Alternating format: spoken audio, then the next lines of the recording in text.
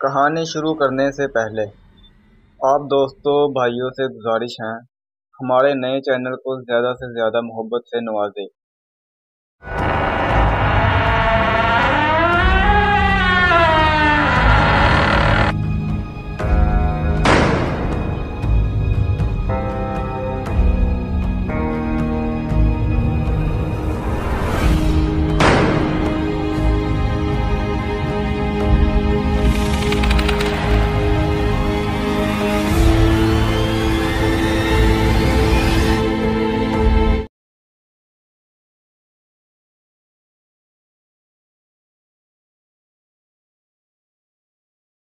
السلام علیکم دوستو،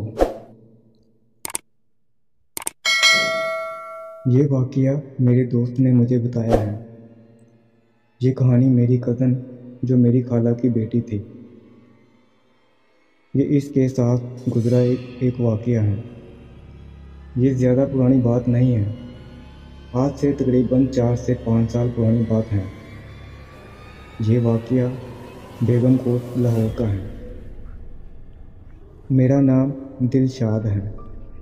ایک دن امی کو بہت ضروری کام تھا، خالہ سے ملنا بھی بہت ضروری تھا۔ کوئی پراپرٹی کا مسئلہ تھا، اس مسئلے میں جانا بہت ضروری تھا۔ ابو تو اپنے کام کی وجہ سے مصروف تھے، تو میں ان کے ساتھ چلا گیا۔ ہمیں جاتے جاتے رات ہو گئی تھی۔ رات کے 8 بجے کا ٹائم تھا۔ ابھی ہمیں بیٹھے تھوڑی ہی دیر ہوئی تھی کہ ایک دم کسی کے چلانے کی آواز آنا شروع ہو گئی۔ وہ آواز کسی اور کی نہیں تھی، بلکہ خالہ کی بیٹی کی تھی۔ خالہ کی 4 بیٹیاں تھیں۔ اللہ نے ان کو بیٹیوں سے ہی نوازا تھا۔ شوہر ان کا وفات پا چکا تھا۔ اس گھر میں سب عورتیں ہی رہتی تھیں۔ خالہ نے ان کو ماں باپ اور بھائی کے پیار کی کمی کبھی محسوس نہیں ہونے دی۔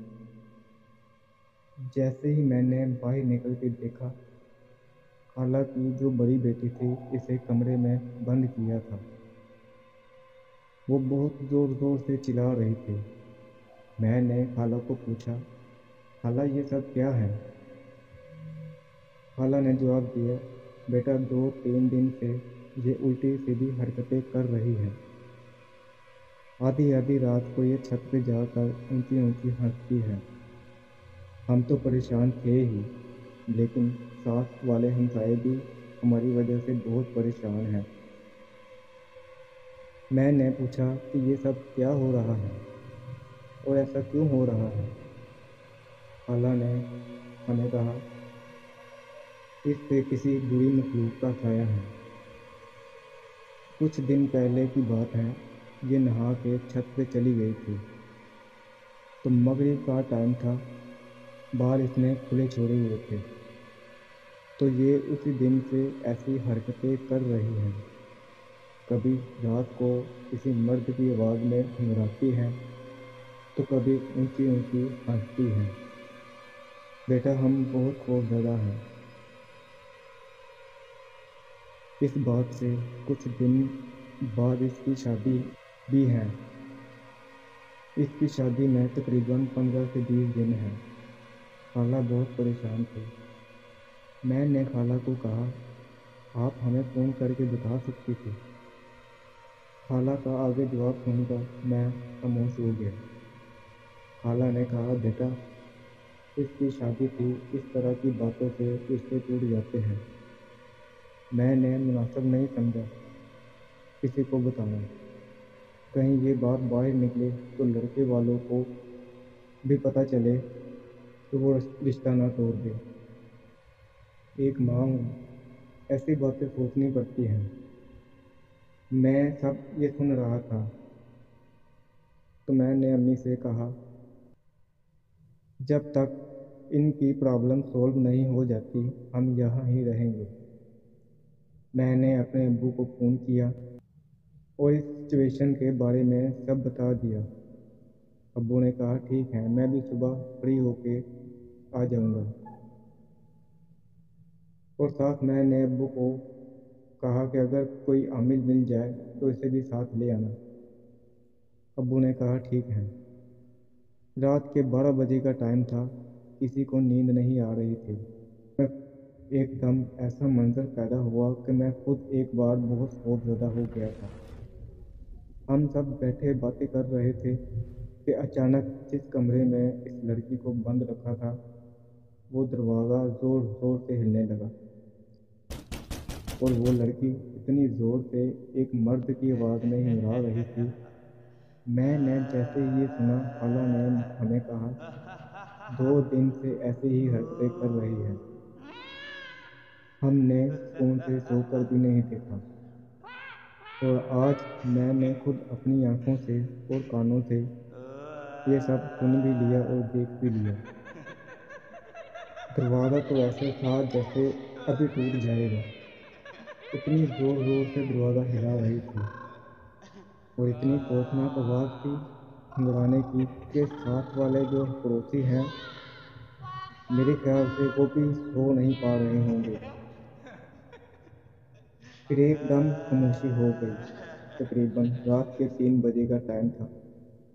میں ایمرجنسی باہر ہی گیا تھا تو اچانک مجھے کسی کی آواز آئی۔ میں ادھر ادھر دیکھنے لگا، لیکن جیسے ہی میری نظر چھت پہ پڑی تو میری آنکھیں کھلی کی کھلی ہی رہ گئی۔ خالہ کی بیٹی چھت کی دیوار پہ ایسے کھڑی تھی جیسے اس نے چھت سے چھلانگ لگانی ہے، لیکن حیران میں اس بات سے تھا جس کمرے میں اسے بند رکھا تھا اسے تو تالا لگا ہوا تھا، اور میں اس کمرے کو دیکھ بھی رہا تھا کہ اسے تالا ہی لگا ہوا ہے۔ تو یہ چھت پہ کون ہے؟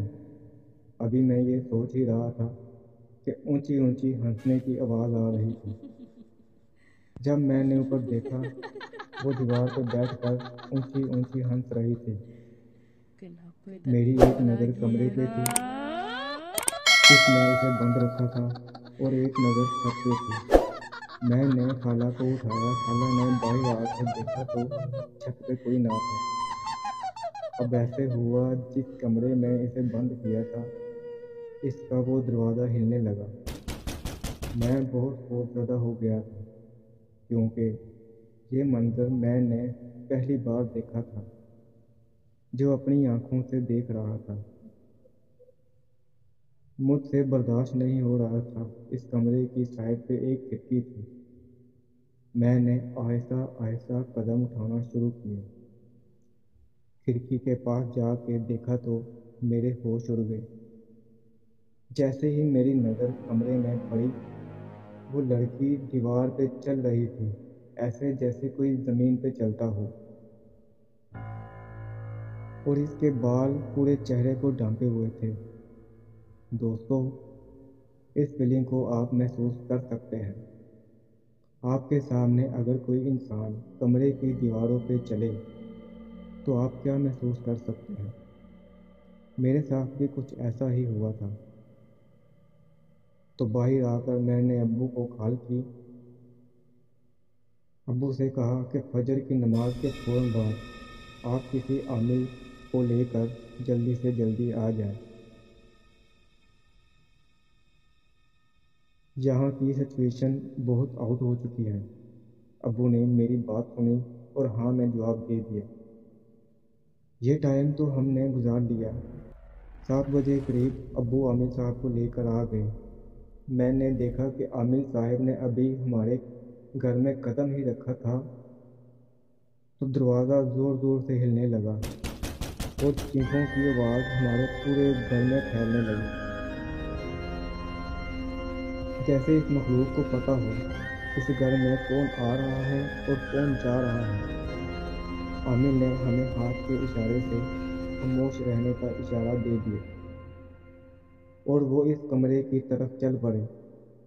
دروازے پہ کھڑے ہو کر عامل نے پڑھائی شروع کر دی تو بہت خوفناک آوازیں آنا شروع ہو گئی، اور اندر سے آوازیں اس طرح کی بھی آ رہی تھی کہ تم چلے جاؤ، یہاں سے چلے جاؤ ورنہ میں اس لڑکی کو مار دوں گا۔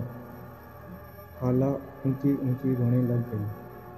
عامل صاحب نے پیچھے مڑ کر اشارہ کیا امی خالہ کو لے کر کمرے میں چلی گئی۔ عامر صاحب کے ہاتھ میں ایک بوتل تھی۔